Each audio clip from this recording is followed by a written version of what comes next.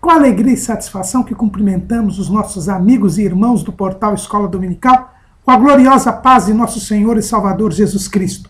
Estamos dando início a mais uma pré-aula, esta ferramenta que o portal Escola Dominical disponibiliza no início da semana para que os irmãos possam melhor preparar a sua aula da Escola Bíblica Dominical. Leiam a revista das lições bíblicas. Neste trimestre, leiam a Declaração de Fé da Convenção Geral das Assembleias de Deus do Brasil, porque afinal de contas estamos fazendo a exposição desta Declaração de Fé, que foi aprovada no dia 27 de abril de 2017, na 43ª Assembleia Geral Ordinária da Convenção Geral das Assembleias de Deus, aqui em São Paulo, da Convenção Geral das Assembleias de Deus do Brasil. A convenção se realizou aqui em São Paulo. E também assistam a outras videoaulas e a outros textos, leiam outros textos de apoio que estão disponibilizados nas redes sociais do portal Escola Dominical, no LinkedIn, no Facebook, no Twitter. Leiam também os textos de apoio que nós disponibilizamos no site do portal Escola Dominical. Ouçam as leituras diárias, breves comentários em áudio dos textos sugeridos na revista das lições bíblicas. E no sábado à noite, às 19 horas, horário de Brasília, o irmão é convidado a assistir à transmissão ao vivo da aula do estudo preparatório dos professores e amigos da Escola Bíblica Dominical da Igreja Evangélica Assembleia de Deus, Ministério do Belém, aqui na sede em São Paulo, onde imperativamente, transmissão feita aqui no nosso canal do YouTube, o irmão poderá elucidar as suas últimas dúvidas.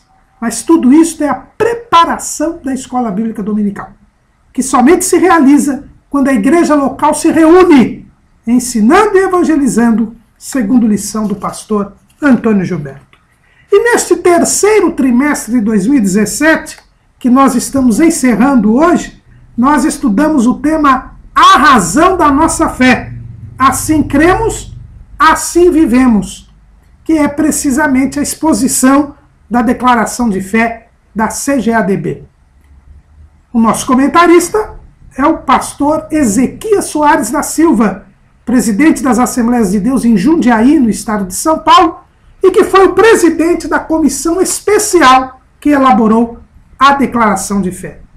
E nesta última lição, a lição de número 13, nós estaremos estudando o tema sobre a família e a sua natureza.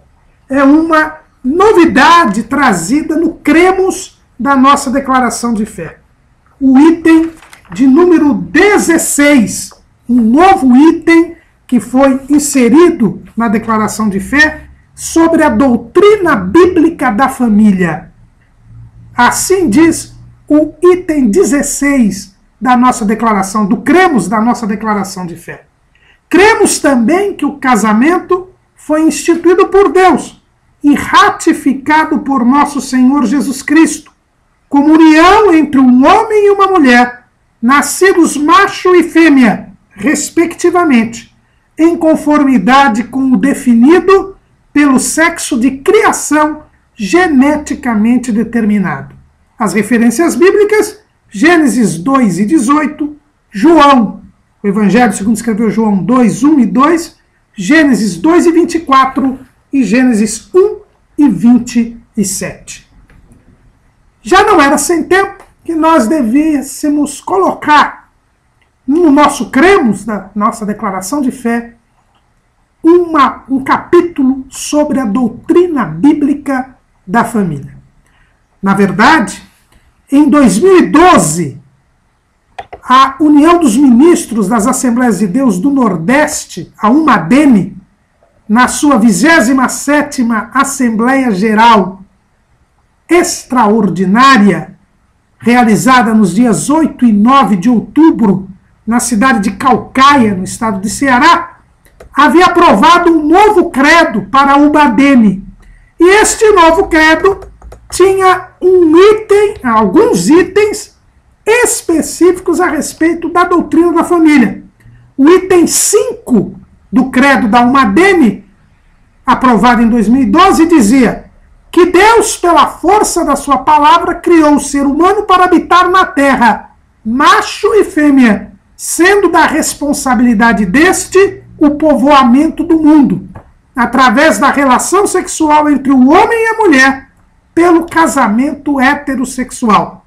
E colocando como referências bíblicas Gênesis 1, 26 e 28 e Gênesis 2, 18 e 24. Todas referências que agora estão neste item 16 do cremos, da nossa declaração de fé. Então, neste item 5, nós já vemos a preocupação que tiveram, né, os ministros das Assembleias de Deus no Nordeste, em 2012, para inserir algo sobre a doutrina bíblica da família. E é realmente essencial, irmãos, que nós estudemos a doutrina da família, que nós elevemos esta doutrina da família a um dos itens fundamentais da nossa fé, em razão dos dias difíceis em que estamos a viver. Dias que foram preditos por nosso Senhor e Salvador Jesus Cristo. No Evangelho, segundo escreveu Mateus, no capítulo 24, no versículo 37, no seu sermão escatológico, Jesus diz o seguinte: e como foi nos dias de Noé, assim será também a vinda do Filho do Homem. Porquanto assim como nos dias anteriores ao dilúvio, comiam, bebiam, casavam e davam-se em casamento, até o dia que Noé entrou na arca, e não o perceberam, até que veio o dilúvio e os levou a todos, assim será também a vinda do Filho do Homem. Lemos até o versículo 39. Jesus disse que os dias imediatamente anteriores à sua vinda, ao arrebatamento da igreja, seriam dias de menosprezo do casamento. Dias em que o casamento nada valeria. Dia em que não se daria nenhum valor ao casamento. Como foi nos dias de Noé. Toda a degeneração, toda a corrupção da humanidade nos dias de Noé, e que levou ao dilúvio, começou com o descuido com relação à família. Se nós observarmos, quando vemos a civilização de Caim, aquele que saiu da presença de Deus, nós observamos que na descendência de Caim nós já temos a degeneração da instituição familiar. Caim formou família conforme as ordens divinas, porque diz lá em 4:17 de Gênesis, e conheceu Caim a sua mulher, e ela concebeu, e teve a Enoque. E ele edificou uma cidade e chamou o nome da cidade pelo nome de seu filho Enoque. Aqui nós já vemos que, embora ele tenha formado a família, a cidade já é colocada no nome do filho, já há um total desprendimento da família em relação a Deus. Porque Caim havia saído da presença do Senhor. É o que está escrito lá em 4:16 de Gênesis. E saiu Caim de diante da face do Senhor. Mas, na sequência, nós já observamos lá no capítulo 4, versículo 19 de Gênesis. E tomou Lameque para si 2 mulheres. O nome de uma era Ada e o nome da outra Zila. O que nós percebemos aqui é a instituição da bigamia, algo que não estava previsto por Deus. Começa aqui toda a degeneração da civilização de Caim, que contamina a civilização de Sete. E essa contaminação da civilização de Sete faz com que nós tenhamos o quadro geral da corrupção geral do gênero humano, lá em Gênesis capítulo 6.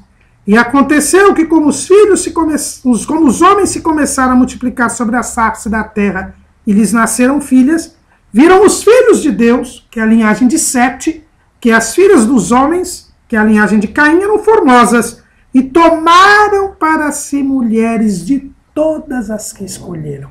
É essa situação que Jesus diz aqui, casavam e davam-se em casamento. Houve uma total corrupção da instituição familiar.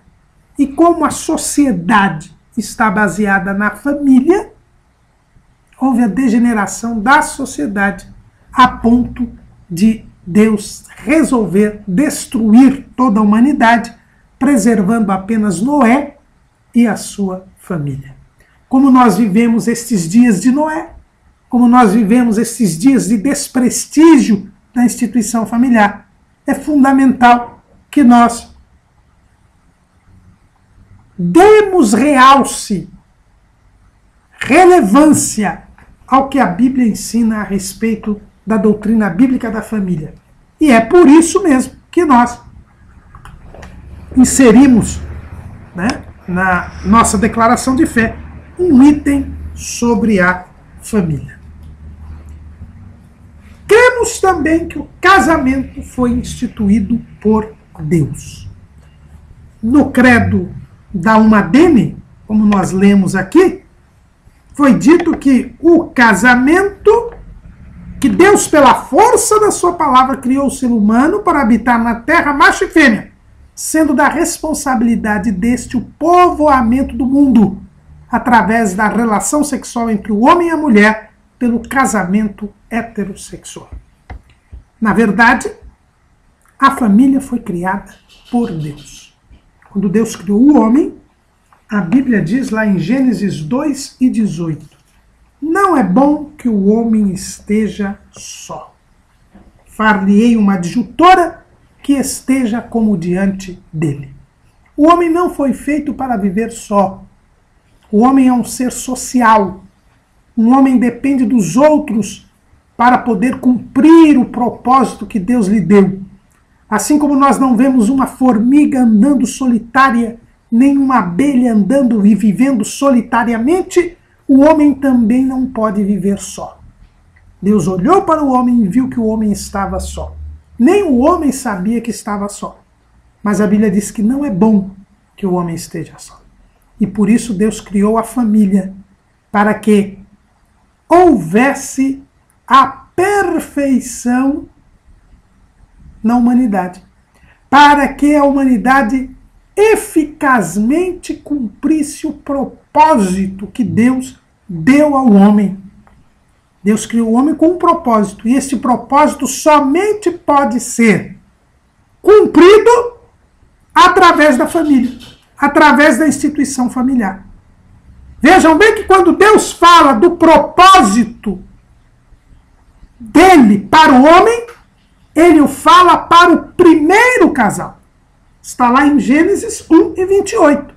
E Deus os abençoou, e Deus lhes disse: frutificai, multiplicai-vos, e enchei a terra, e sujeitai-a, e dominai sobre os peixes do mar, e sobre as aves do céu, e sobre todo animal que se move sobre a terra. Os 5 propósitos que Deus deu ao homem, as 5 tarefas, as 5 missões que Deus deu ao homem, somente podem ser cumpridas por meio da instituição familiar. Porque a família é a base da sociedade e o homem precisa viver em sociedade. É um ser social.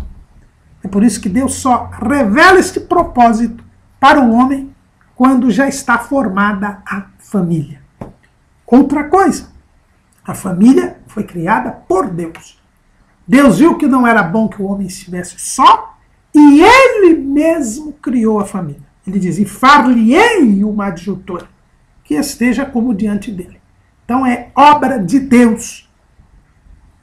Pastor Eliezer Lira, que é lá de Curitiba, um dos comentaristas das lições bíblicas, ele escreveu em 2004 um trimestre sobre a família nas lições bíblicas. E ele foi muito feliz quando na primeira lição daquele trimestre ele disse: família, a obra-prima da criação. Não é o homem a obra-prima da criação, nem tampouco a mulher, mas sim a família, que é a união do homem e da mulher.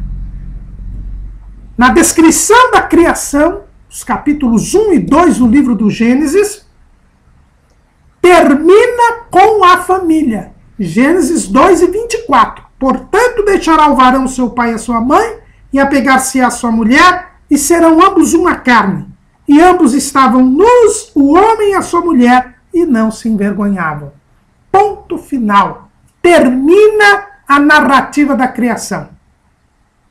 Do ser mais simples ao mais complexo. E o mais complexo é a família. A instituição que é a obra-prima, que é o suprassumo da criação divina, não é nem o homem nem a mulher, é a união dos dois na família. Daí a grande importância da família. E a família é tão importante que a própria igreja, que é o corpo de Cristo, que é o povo santo, lavado e remido no sangue do Cordeiro, ela é chamada de família de Deus. Lá em Efésios, capítulo 2, versículo 19. Assim que já não sois estrangeiros nem forasteiros, mas concidadãos dos santos e da família de Deus. A igreja é uma grande família. Olha a grande importância que tem a família. Irmãos, e a família é tão importante que foi o lugar que Deus escolheu para ter comunhão com o homem. Foi o lugar que Deus escolheu para abençoar o homem. Quando Deus criou a família para ali exercer a sua comunhão com o homem e para ali abençoar o homem. As duas primeiras bênçãos de Deus na Bíblia são para a família. Gênesis 1 e 28. E Deus olha o plural, os abençoou. Quando Deus criou Adão, não abençoou Adão. Quando Deus criou Eva, não abençoou Eva. Mas quando casou Adão e Eva, ele os abençoou e revelou a eles o propósito que Deus tinha para com eles. Portanto, é na família que nós temos o lugar da bênção e o lugar da comunhão com Deus. Por que a igreja é chamada de família de Deus?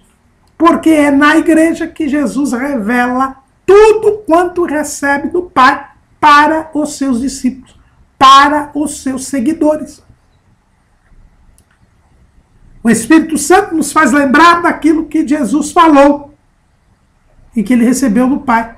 Há uma perfeita comunhão, porque a família é o lugar em que Deus quer se revelar aos homens. É o primeiro lugar. Quando nós falamos em buscar a presença de Deus, nós nos lembramos da igreja. As pessoas vão à igreja para buscar a presença de Deus. Isso é muito dito em todos os lugares. Receba a bênção de Deus. É lógico que na igreja, quando nós nos reunimos para cultuar a Deus, Deus está presente, porque Jesus disse que onde estiverem 2 ou 3 reunidos em meu nome, eu ali estarei no meio deles. Mas o primeiro lugar que Deus criou para se manifestar aos homens, para abençoar os homens, não foi a igreja. Porque a igreja surgiu só no dia de Pentecostes. Estava prevista antes da fundação do mundo, foi revelada em Cesareia de Filipos, mas só foi inaugurada no dia de Pentecostes. Agora, assim que a família foi criada, Deus abençoou o primeiro casal e revelou a eles a sua vontade. E revelou a eles o seu propósito, a missão que eles receberam para executar na face da terra. E a segunda bênção que Deus deu na Bíblia está em Gênesis 9, versículo 1. E abençoou Deus a Noé e a seus filhos, e disse-lhes: frutificai e multiplicai-vos, e enchei a terra. Também para a família que tinha sido poupada do dilúvio, Deus abençoa Noé e os seus filhos e renova o propósito que havia dado ao primeiro casal no Éden. Então, o lugar da bênção, o lugar da manifestação de Deus, o lugar da comunhão de Deus, o primeiro lugar, o lugar criado para isso, é a família. Entenderam por que o inimigo quer a destruição da família? Entenderam por que todas as armas da maldade estão voltadas para a família, porque é o lugar criado para a bênção de Deus e para a manifestação do próprio Deus junto com os homens. E era assim no Éden. Na viração do dia, Deus vinha conversar, ter um momento especial com o primeiro casal. Nossas famílias precisam de um momento especial, diariamente, com o nosso Deus. É preciso que tenhamos uma vida devocional familiar. É preciso que cada membro da família tenha uma vida devocional. Tenha um momento de oração, tenha um culto doméstico. Por quê? Porque é o lugar que Deus criou para se manifestar e ter um momento especial com os seus filhos, com os seres humanos. Se Deus criou a família, é Ele quem diz como deve a família funcionar. Eu costumo dizer, em palestras que temos feito sobre a doutrina da família, que quando nós compramos um celular, por exemplo, esse celular aqui, ele tem uma marca, tem um manual. Tem os botões, e nós temos que ler o manual para saber como operar esse celular. Se eu comprar esse celular, eu não vou pegar o manual de outro modelo ou de outro fabricante para fazer funcionar esse celular. Porque o outro fabricante, o outro modelo, o manual não serve para eu fazer funcionar esse celular. Se eu for usar o manual do outro fabricante ou do outro modelo, o que vai acontecer? Eu não vou fazer funcionar esse celular e muito provavelmente esse celular pode até quebrar se eu for seguir as orientações de outros manuais. Pois bem, para a família funcionar, eu tenho que seguir este manual, que é a Bíblia Sagrada, é a revelação de Deus ao homem, é a palavra de Deus. Porque foi Deus quem criou a família. Então é Deus quem sabe como é que funciona a família. E é por isso que nós temos que entender que a família é uma instituição divina e que somente vai funcionar se nós seguirmos o modelo bíblico. Não adianta usar a novela da Rede Globo para fazer funcionar a sua família. Não adianta usar a teoria do psicólogo X, do terapeuta familiar Y, que a sua família não vai funcionar e pode até quebrar. Nós temos que usar o manual do fabricante, do Criador, que é a palavra de Deus. Palavra esta que o apóstolo Pedro diz lá em 2 de Pedro, aliás, em 1 de Pedro, capítulo 1, versículo 25. Mas a palavra do Senhor permanece para sempre. E esta é a palavra que entre vós foi evangelizada. Não tem esta história de que os tempos são outros, de que a Bíblia foi escrita no período de uma sociedade patriarcal, de uma sociedade escravagista, de uma sociedade no mundo antigo, que hoje nós estamos na pós-modernidade, no século XXI. A palavra de Deus permanece para sempre. E é esta palavra que entre vós foi evangelizada. O modelo estabelecido por Deus não fica velho, não fica antiquado. Tanto é que milhares de anos depois que Deus instituiu a família no Jardim do Éden, quando foram perguntar a Jesus a respeito do divórcio, vejam o que Jesus disse.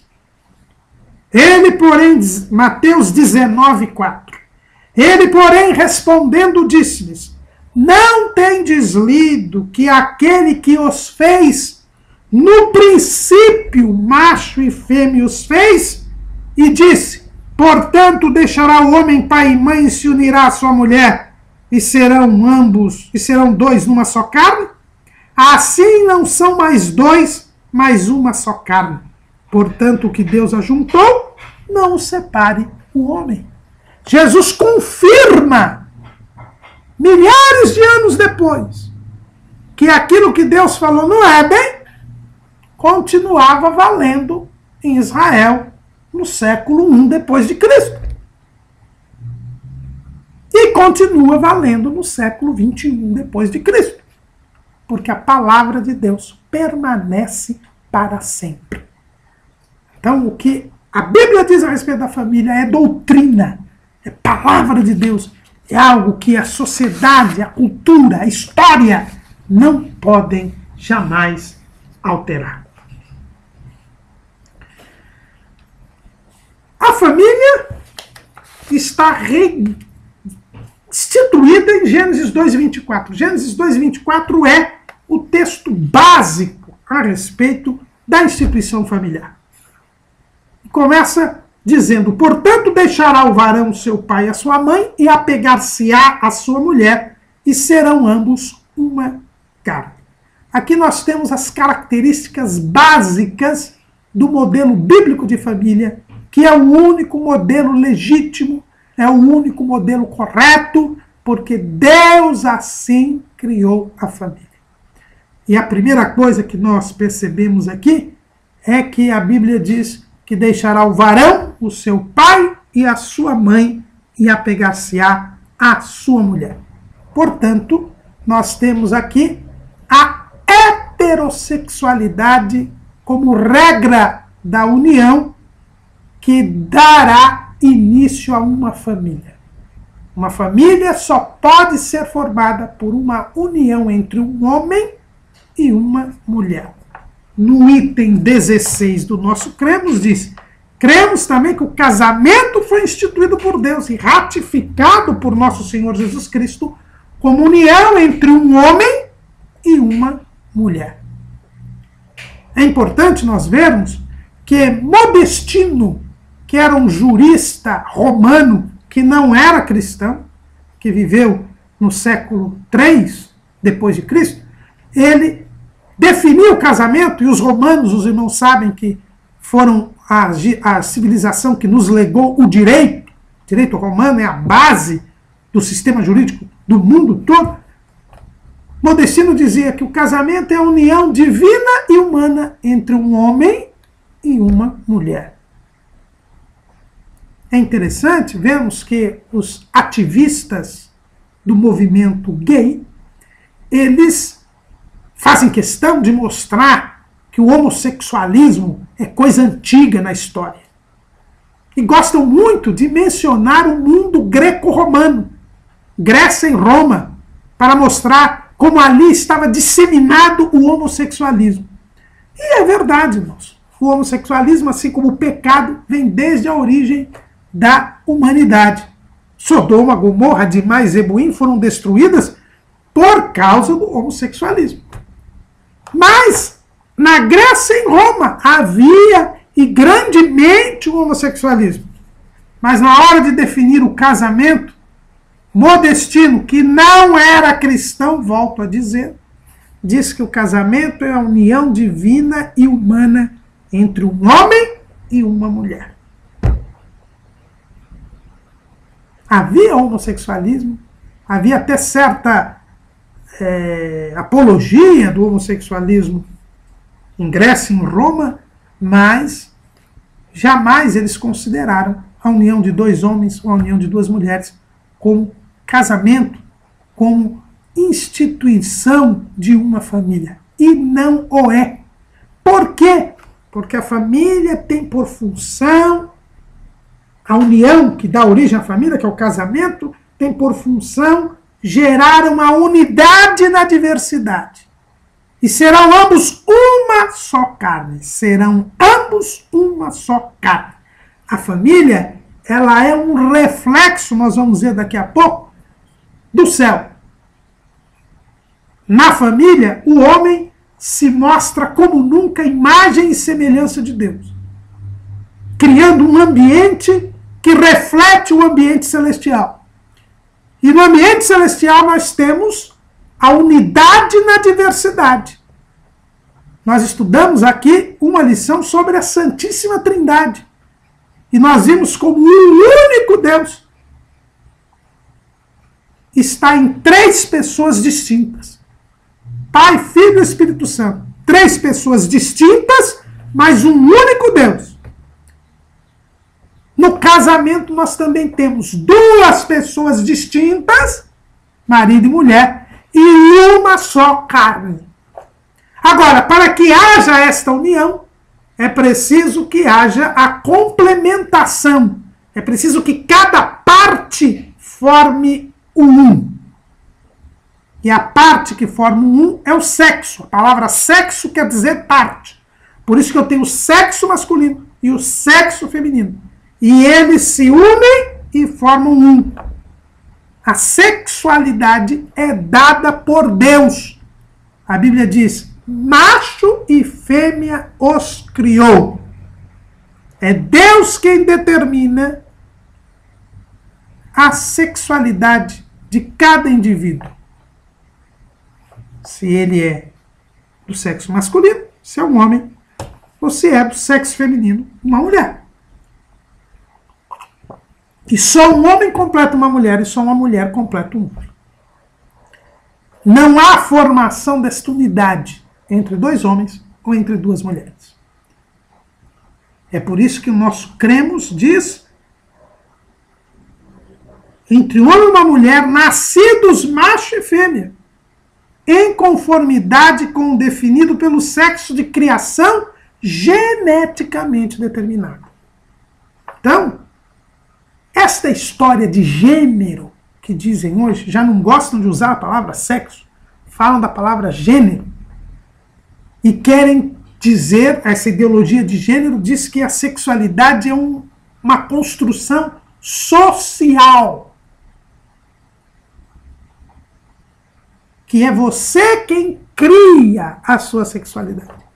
É uma demonstração da máxima rebeldia contra Deus. É o homem que não admite que ele é criado, macho ou fêmea. E ele começa a inventar todas estas variações. Já soubemos até de universidades nos Estados Unidos que já catalogaram mais de 50 gêneros. Tudo tolice, tudo invenção, tudo ilusão, tudo mentira. Macho e fêmea os criou. São as muitas invenções de que diz Salomão lá em Eclesiastes 7:29. A sexualidade é determinada por Deus, biologicamente, geneticamente, como está aqui. E a primeira característica da família é que ela só se forma quando há união entre um homem e uma mulher. É a heterossexualidade. Mas, ainda em Gênesis 2:24, nós encontramos: deixará o varão o seu pai e a sua mãe, e apegar-se-á à sua mulher. Temos também como uma característica da família que ela só surge pelo casamento. Deixará o varão seu pai e sua mãe e apegar-se-á. Essa expressão no original hebraico significa se fundirá. É a mesma expressão que é usada para a fusão de metais, quando formam as ligas. Por exemplo, o bronze, que é cobre, zinco ou cobre-latão. Quando o cobre e o zinco são misturados a alta temperatura, se misturam, se forma o bronze. E depois é impossível separar o cobre do latão. O bronze é um ser composto, mas é uma unidade que não se desfaz, porque houve uma união para sempre entre o cobre e o latão, ou entre o cobre e o zinco. Assim é o casamento. O que é casamento? É uma união entre um homem e uma mulher que se faz esta união para formar uma unidade. E Deus exige isso. Veja bem que o narrador aqui não foi nem Adão falando, nem é o narrador, no caso Moisés, quem diz: Portanto, ao descrever a criação do casamento por Deus, ele diz assim: portanto, deixará o varão seu pai e a sua mãe e apegar-se-á à sua mulher. Há um deixar definitivo, um abandono, e há um unir-se definitivo, um apegar-se. Há um compromisso de assumir uma vida em comum. O nosso Código Civil diz que o casamento estabelece a comunhão de vida entre um homem e uma mulher. Sim, o nosso Código Civil, que não foi considerado inconstitucional, pelo menos até agora, pelo Supremo Tribunal Federal, ao definir o casamento, diz que é uma comunhão de vida estabelecida entre um homem e uma mulher. Comunhão de vida. Máximo compromisso. E como se dá este máximo compromisso? Deus não diz como se dá este máximo compromisso. Ele só diz que exige o máximo compromisso. Ou seja, Deus deixou a criatividade humana, Deus deixou a inteligência humana, a forma pela qual este máximo compromisso se revelará na sociedade.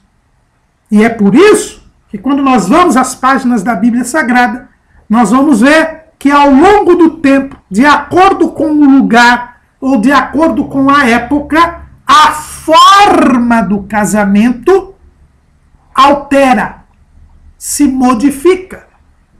O casamento de Isaac e de Rebeca foi diferente do casamento de Jacó com Lia e foi diferente do casamento de José e Maria. O casamento de Isaac e Rebeca seguiu os costumes sumerianos dos dias de Abraão. Já algum tempo depois, 40 anos depois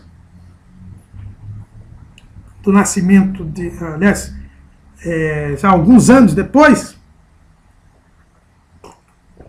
não se sabe quanto tempo depois, Jacó vai para Padã Arã e o casamento lá foi diferente. Tanto que ele foi enganado porque ele não sabia das regras do casamento que havia em Padã Arã, já que ele havia nascido lá em Canaã. E o casamento de José e Maria já foi diferente. Já alguns milênios depois, mais de 1000 anos depois, nos dias do nascimento de Jesus, já sob o domínio romano, o casamento em Israel era diferente. Já era um contrato escrito, firmado antes do ajuntamento, quando já havia o pagamento do dote. Então a própria Bíblia Sagrada nos mostra que a forma do casamento se altera de acordo com o lugar, de acordo com a época. Por quê? Porque a forma do casamento foi deixada por Deus ao arbítrio humano. E tudo que é humano é passageiro, é temporário, varia de acordo com o tempo, de acordo com o lugar. Mas Deus não abre mão do casamento. Deus exige o casamento. A forma do casamento, cada sociedade, cada cultura determina. Mas é pré-exigente o casamento. Entre nós, aqui no Brasil, desde 1890, o casamento é civil. O casamento é civil. Feito mediante um processo de habilitação no cartório do Registro Civil das Pessoas Naturais. Depois desse processo de habilitação, se não há algum impedimento, marca-se a celebração do casamento. O casamento é celebrado e pode ser celebrado por uma cerimônia religiosa ou civil, e depois ele é registrado o termo do casamento. E aí então o casamento se consuma. Então, entre nós, casamento é deste jeito. Não venham querer me dizer, não, eu só aceito o casamento no papel se você me mostrar que tinha cartório no Jardim do Éden. Jardim do Éden não era o Brasil. Jardim do Éden não era o Brasil. E o casamento aqui no Brasil é desta maneira. Houve uma discussão agora na última Assembleia Geral. ordinária da CGADB, a mesma que aprovou a declaração de fé, onde foi trazido pelo pastor Isamar, que é o presidente da Convenção do Estado de Roraima, a realidade dos indígenas, de algumas tribos indígenas no Estado de Roraima. Os irmãos sabem que mais da metade do Estado de Roraima é formado de reservas indígenas. E a nossa legislação diz que se deve respeitar as regras do direito de família dos indígenas. O Estatuto do Índio diz que as regras de direito de família dos índios devem ser respeitadas pela lei brasileira. A lei brasileira não pode interferir. Lá, entre os indígenas, não tem cartório. Lá, entre os indígenas, há um procedimento diferenciado de casamento. Se dois crentes se casarem ali conforme a lei indígena, que é respeitada e aceita pela nossa lei, ali será feito casamento. Ali é casamento. É casamento que existe ali. Então nós cumprimos a exigência bíblica. Deus exige o casamento. Uma família só se forma pelo casamento. E o que é o casamento? É o máximo compromisso que assumem um homem e uma mulher numa sociedade de terem comunhão de vida. Por isso que não se pode amaziar aqui. Por isso que não pode duas pessoas amaziadas quererem ser membros do corpo de Cristo, porque estão descumprindo a Bíblia. Porque amaziamento não é casamento. Recentemente, o Supremo Tribunal Federal, mesmo reconhecendo os mesmos direitos de um amázio, a herança do seu companheiro, como se fosse cônjuge, fizeram o que o Supremo fez questão de dizer que estava equiparando os direitos hereditários de companheiro e de cônjuge, não porque casamento e união estável fossem iguais. Não. É porque o Código Civil tinha vindo alterado uma lei anterior, diminuído a porcentagem que o companheiro tinha direito. O companheiro teria direito a apenas 1/3, enquanto o cônjuge tem direito à metade. Mas agora os dois têm direito à metade. Mas fez questão o ministro Luiz Roberto Barroso, que deu este voto que foi vencedor, de dizer que o seu fundamento não era o de que casamento e união estável são a mesma coisa, porque a Constituição brasileira diferencia casamento de união estável. Tanto que no artigo 226 da Constituição está dizendo que a lei deve facilitar a conversão da união estável em casamento. Portanto, o casamento é mais e é diferente da união estável. E Deus exige o casamento. Deixará o varão seu pai e sua mãe e apegar-se-á a sua mulher. Então essa é a segunda característica da família. Então a família, em primeiro lugar, é formada de uma união entre um homem e uma mulher. Em segundo lugar, esta união tem de ser casamento. O terceiro ponto, deve haver independência da família. É dito, deixará o varão seu pai e sua mãe e apegar-se à sua mulher. Ou seja, nem pai e mãe podem interferir no relacionamento entre dois cônjuges. A família deve ser independente. A família não pode sofrer a interferência de estranhos, sogros, tios, irmãos. Ninguém pode interferir na família. O Estado não pode interferir na família. A igreja não pode interferir na família. Ela é um ambiente independente. Lógico que se vá, o Estado tem que proteger a família, porque protegendo a família protege a sociedade. E nós estamos na situação que estamos porque o Estado tem querido interferir e não proteger a família. A igreja deve ajudar a família, sim, mas nunca interferir, nunca intervir, porque há um ambiente de independência.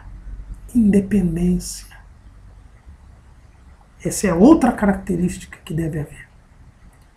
Em quarto lugar, a família, ela é uma instituição que é feita para gerar comunhão. É preciso haver comunhão. E serão ambos uma carne. Uma outra tradução diz uma só carne. É o estabelecimento da comunhão. A mesma comunhão que existe entre as pessoas da Trindade deve ser repetida na família.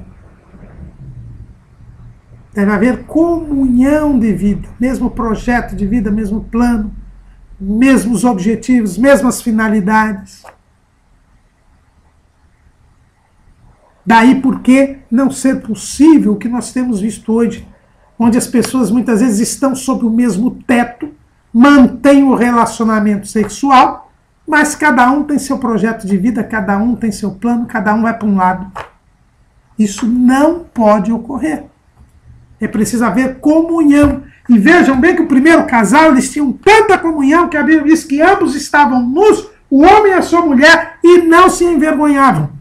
Não havia segredos entre eles, não havia reservas entre eles, havia plena transparência, tanto que a primeira coisa que Eva fez depois que comeu do fruto proibido foi levar para o seu marido. E ele comeu com ela.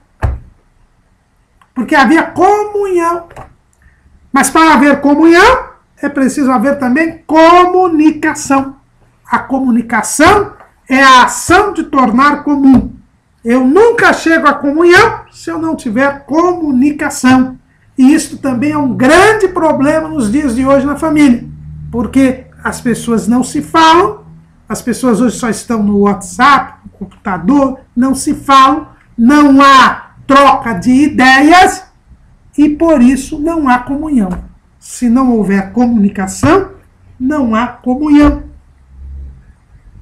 E um dos propósitos da família é o estabelecimento da comunhão. Não só a comunhão entre os cônjuges, ou entre os pais e os filhos, mas também a comunhão com Deus. É interessante que quando nós abrimos a Bíblia lá em Eclesiastes, no capítulo 4, nós vemos Salomão descrevendo a comunhão que deve haver entre os cônjuges. E ele diz, melhor é, Eclesiastes 4 e 9, melhor é serem dois do que um, porque tem melhor paga do seu trabalho. Porque se um cair, o outro levanta o seu companheiro. Mas ai do que estiver só, pois caindo não haverá outro que o levante. Também se dois dormirem juntos, eles se aquentarão, mas um só, como se aquentará? E se alguém quiser prevalecer contra um, os dois lhe resistirão. E aí parece que há um erro de matemática de Salomão, porque é dito assim, e o cordão de 3 dobras não se quebra tão depressa. Por que cordão de 3 dobras? Porque aqui fala da comunhão com Deus. Marido, mulher e cônjuge. Então, a comunhão não é só entre os familiares, mas também da família com Deus. É por isso que a família se torna um altar de adoração a Deus. Se torna um lar. A palavra lar é uma palavra que não está na Bíblia, porque é uma palavra romana, uma palavra do latim. E lar o que era? Era o altar em que, nas famílias romanas, se tinha a adoração aos antepassados. Nossa casa é um lar, não um altar de adoração aos antepassados, mas um altar de adoração a Deus. É preciso que toda a família adore a Deus, porque é o lugar da comunhão. Deus estabeleceu a família para haver a comunhão entre os cônjuges, entre pais e filhos e com Ele, com Deus. É por isso que eu disse que há um reflexo do ambiente celestial no ambiente familiar. No ambiente celestial nós temos a comunhão das pessoas da Santíssima Trindade entre si, que é uma comunhão perfeita. Jesus disse, eu e o Pai somos um. Nós também precisamos dizer, eu e o cônjuge somos um. Eu e os pais, eu e os filhos somos um. esta unidade, esta comunhão existente no ambiente celestial se reflete na família. Tanto é assim que qual é a figura da união entre Cristo e a igreja? O casamento. E a paternidade é a figura do relacionamento entre Cristo e o Pai. Aliás, a pessoa é chamada de Pai e Jesus é chamada de Filho. Justamente para mostrar aqui no nosso esboço, nós colocamos, né, que Deus ele é chamado de Pai, por quê? Porque Ele ama. Deus amou o mundo de tal maneira. Porque Ele cuida de nós. Sou pobre, mas necessitado, mas o Senhor cuida de mim. Porque Ele nos ensina, Ele nos disciplina, Ele tem autoridade sobre nós. Ele gera ou adota filhos. E Ele é responsável pelos filhos. É por isso que Deus é chamado de Pai. E nós, como pais, devemos reproduzir todas estas ações divinas com relação aos nossos filhos. Amando, cuidando deles, ensinando, disciplinando, exercendo nossa autoridade e sendo responsáveis por eles. Assim como o Pai faz conosco. A família é um reflexo do ambiente celestial. Mas existe um quinto elemento, que é a terrenalidade. A família é uma realidade terrena, e serão ambos uma só carne. E a Bíblia diz que a carne e o sangue não herdarão o reino de Deus. O casamento, a família é uma realidade para este mundo. Na eternidade não haverá relacionamento familiar. Jesus deixa isso bem claro lá em Mateus, capítulo 22. Quando os saduceus vieram testar Jesus, eles vieram com um problema. Uma mulher que casou com 7 irmãos. Enterrou a todos. E eles perguntavam para Jesus que quando houvesse a ressurreição, de quem aquela mulher seria mulher? Porque ela tinha sido mulher legítima de todos os irmãos. E Jesus respondeu: errais não conhecendo as Escrituras, nem o poder de Deus, porque na ressurreição nem casam, nem são dados em casamento, mas serão como os anjos de Deus no céu. Então não há relacionamento, não há sexualidade na eternidade, não há famílias, relacionamentos familiares na eternidade. Ninguém vai ser pai nem filho de ninguém no céu, nem marido nem mulher de ninguém. Seremos todos irmãos da família de Deus, irmãos de Cristo, herdeiros de Deus e co-herdeiros de Cristo. Então não haverá relacionamentos familiares.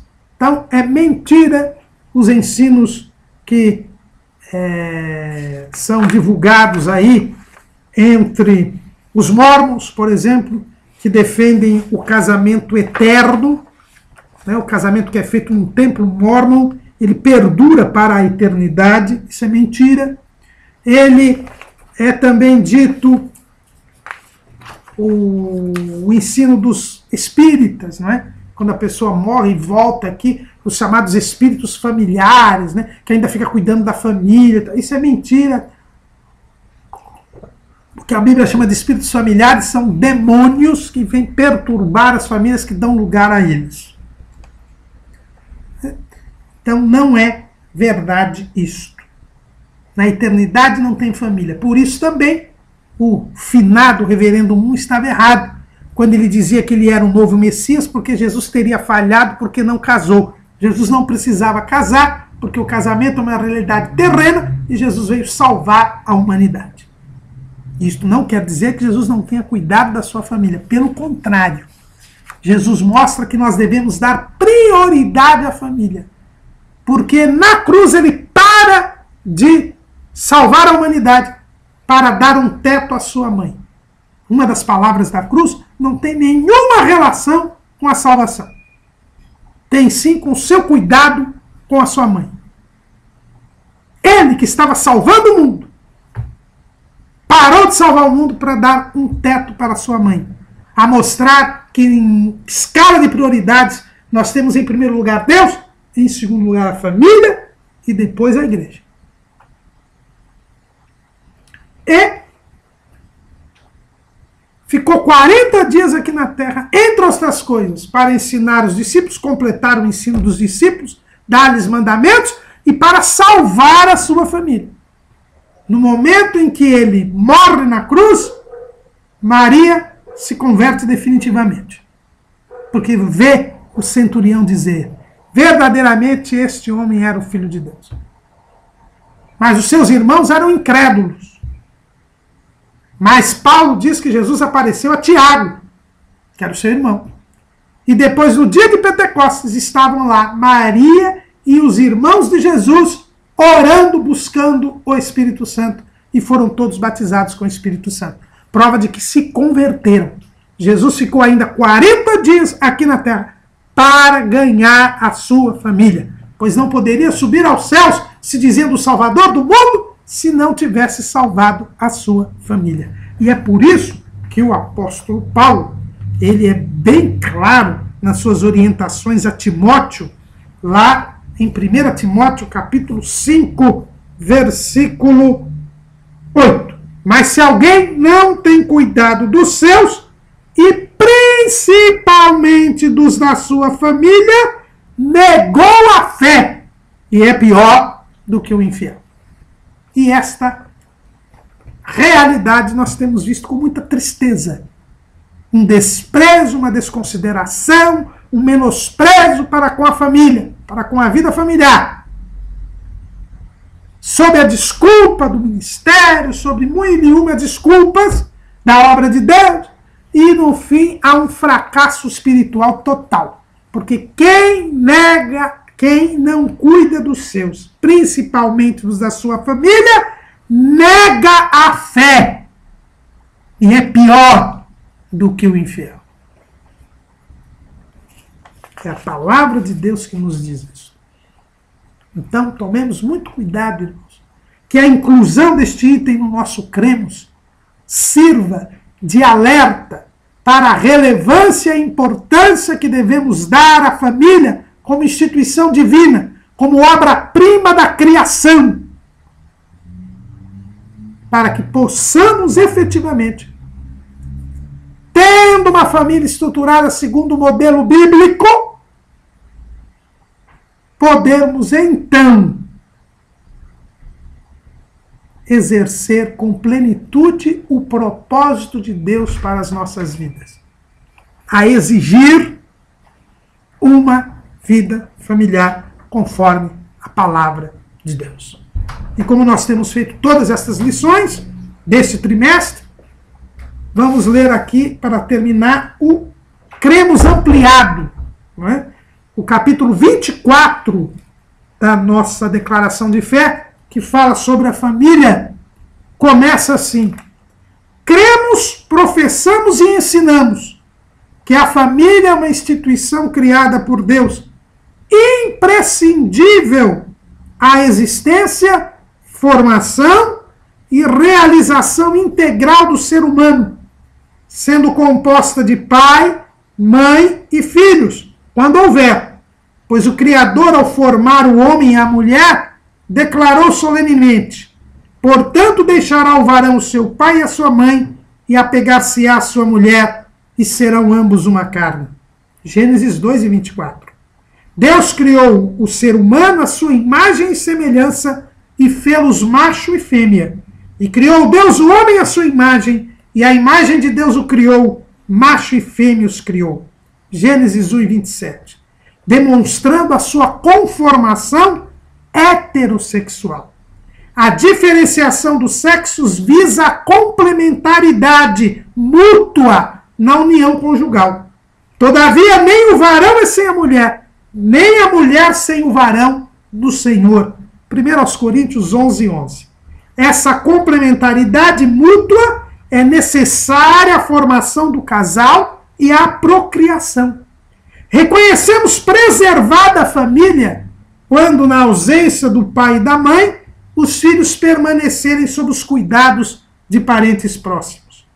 Rejeitamos o comportamento pecaminoso da homossexualidade por ser condenada por Deus nas Escrituras, bem como qualquer configuração social que se denomina família, cuja existência é fundamentada em prática, união ou qualquer conduta que atenta contra a monogamia e a heterossexualidade, consoante o modelo estabelecido pelo Criador e ensinado por Jesus. Terminamos aqui esse trimestre. Esta exposição breve, que não foi completa, né? Só a nossa declaração de fé tem 24 capítulos, só o nosso cremos, a declaração de fé, tem 16 itens, e eram apenas 13 lições que o pastor Ezequias Soares da Silva tinha para expor toda esta declaração de fé. Mas serve como uma introdução a este importante documento que traz num só lugar todo o evangelho completo, genuíno e autêntico que as Assembleias de Deus têm pregado nestes mais de 106 anos de sua existência no Brasil. Este foi só o start do estudo da doutrina. Que agora essa declaração de fé seja estudada nos cultos de doutrina, nos cursos de discipulado, e seja, vez por outra, estudada pelos irmãos, pela membresia, para que nós possamos responder com mansidão e temor à razão da esperança que há em nós, até o dia que o Senhor vier nos buscar para morarmos para sempre com Ele. Amém.